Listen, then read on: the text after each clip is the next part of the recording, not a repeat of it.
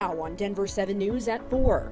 High winds causing road dangers and power outages. The red flag warning across eastern Colorado. People caring for their siblings with disabilities are among the growing number of family caregivers. How they're getting help to take on this new role that they are often unprepared for. And how this underwater lawn in the making could be the long-term solution to saving manatees dying in record numbers. Plus, day 2 in Sin City. We get a preview on where the Broncos stand in this year's NFL Draft. Thank you for joining us. I'm Micah Smith.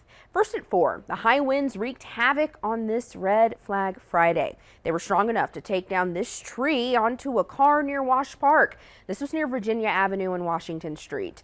Police say the driver is okay and was able to climb out. One of the Parks and Recreation inspectors says this is just one of several spruce trees that were blown over today. Looking further north, hail was coming down in Brighton. It only lasted a few minutes, but it was decently sized. We're talking pea to quarter size hail that dropped in the area. And take a look at this. Xcel Energy reported up to 114 outages today, affecting just over 8,000 Xcel Energy customers. Chief Meteorologist Mike Nelson joins us now. Mike, in addition to all this, there are red flag warnings in effect lasting through tonight. There is a lot going on. It's been a crazy day today. Let me show you the wind gusts we have right now all throughout the metro area. These things are just blasting through here from the northwest.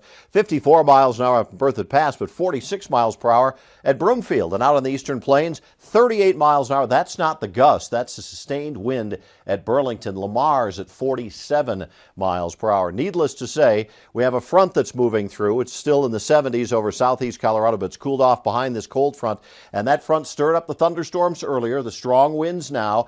And we have high wind warnings, fire weather warnings, and air quality warnings for this combination of blowing dust, thunderstorms, and the high fire danger across much of eastern Colorado. I'm going to take you right to Cheyenne Wells. This is a camera we have, and look at that from our Viero camera network, the blowing dust, the camera bouncing around in those powerful winds. Here are the headlines heading into the weekend. Those strong winds will diminish in the Denver area by about 8 o'clock or so, and they'll start to really lighten up. But they'll continue on the eastern plains through much of tomorrow. And then there's rain and snow coming up by later in the day Sunday, but in between, Saturday looks very nice. I'll have details on that coming up in a few minutes. So many changes on the way there, Mike.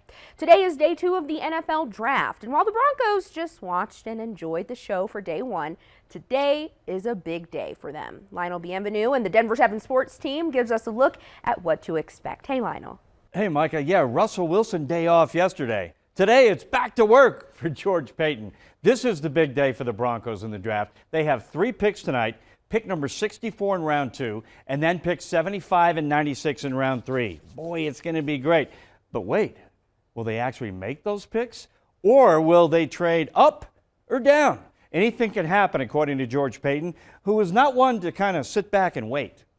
It's always fun getting on the phone with other GMs and having fun with it and making trades. I just think it's fun to work the draft and to try to build your football team the best you can. And we're not making trades just to make trades. We're making trades to build this thing the best that we can do it. Trader George. All right, let's go live to Pat Bowlen Fieldhouse at Dove Valley. Broncos insider Troy Rank is there for the draft. And Troy, we just heard George Paton saying he likes to call GMs and have some fun during the draft. Do you expect him to make any moves here tonight? Well, I know they're trying to move up, Lionel. Again, I've said this before. I think George Paton knows every player who's ever played college football. He's watched more film than Siskel and Ebert. So he enjoys this process because he really is thorough. They are trying to move up. They have a few players that had first-round grades that have dropped down, so they would try to move up maybe into the 50s or 40s. Could that be someone like Trey McBride, the Colorado State tight end? He's projected to go right around between 45 and 50. Maybe Chad Muma, the linebacker from Legend High School and up the road in Wyoming. But I think the guy to keep an eye on, especially if they stay put, is Nick Bonita, the edge rusher from Oklahoma. He's someone who could come in right away and help out Bradley Chubb and Randy Gregory, give them depth at that position. And as the night goes on, Lionel, look for them to address interior line and another position that's the wild card if they were to move up, cornerback. Roger McCreary from Auburn, but a lot of options on the table. They get to join the party tonight, Lionel. The Broncos are officially on the clock tonight. Yeah, George Payton's knocking on the door. Let me in! I'm coming in tonight. All right, Troy, let's check in now with sports anchor Nick Rothschild, who's live in Las Vegas at the site of the draft. Nick?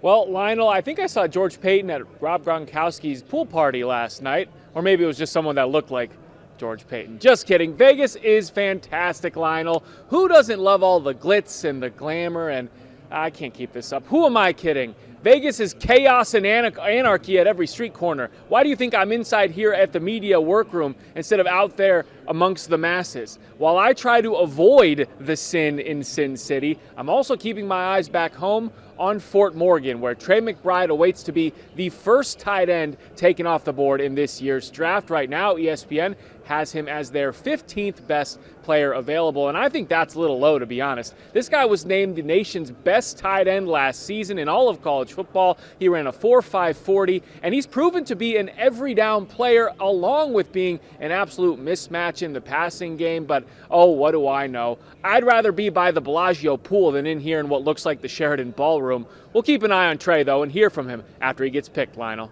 Yeah, we got a crew at Trey McBride's draft party in Fort Collins tonight. So as soon as he's drafted, we will let you know. All right, we got the draft covered for you all night on streaming, on social media, and on TV. Day 2 of the draft starts at 5 p.m. right here on Denver 7. Looking forward to more draft coverage, Lionel. In other news, the Food and Drug Administration this week has proposed a ban on the sale of tobacco products that are flavored with menthol. The agency says a ban has the potential to significantly reduce preventable tobacco deaths, particularly among communities of color. The proposal comes as Colorado grapples with its own ideas for reducing youth smoking rates. A bill to ban flavored tobacco has been stalled in the House for months. Republicans oppose it, and the governor himself has expressed concerns with the idea.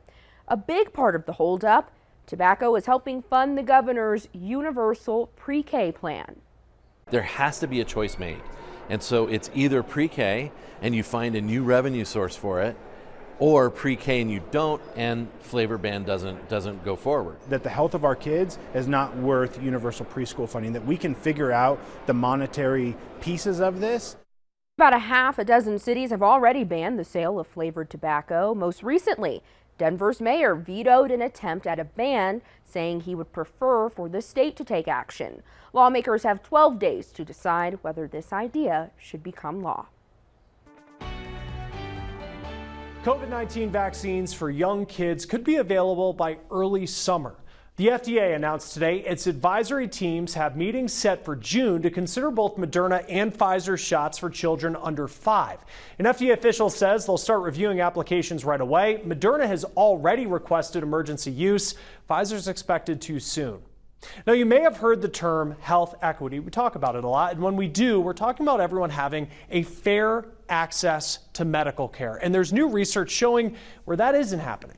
I often say I was born into a life of health disparities, born as a premature baby to a mom who had a C-section and had preeclampsia. So a lot of kind of conditions we see, unfortunately, commonly in underrepresented racial and ethnic groups. Internal medicine doctor Utibe Essien focuses on cardiovascular disease. He recently looked at more than 70,000 records of patients who suffered an irregular heartbeat. He found Black and Hispanic patients were less likely to be prescribed available, common, or new medications to help reduce stroke risk. Now, they were also about 2 times more likely to have a stroke or die. Now, Dr. Essien says that the responsibility is on the patient, provider, and the system. Providers, we have to look into the way we examine patients, especially with a lens towards biased care.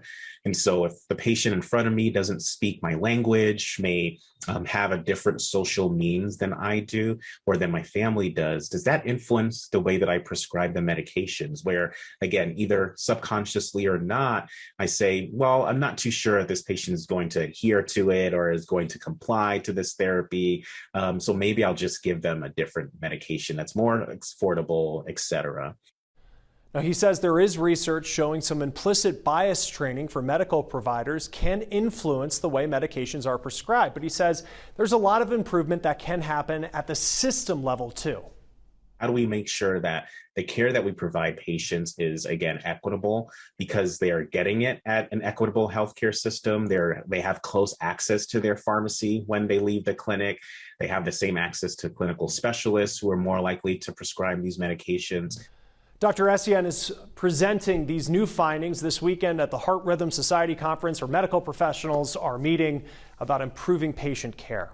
Now, expecting women of color are increasingly seeking birth experiences outside of hospitals. The National Partnership for Women and Families found that more Black, Native American, and Hispanic women are going to birthing centers or having home births compared to white women.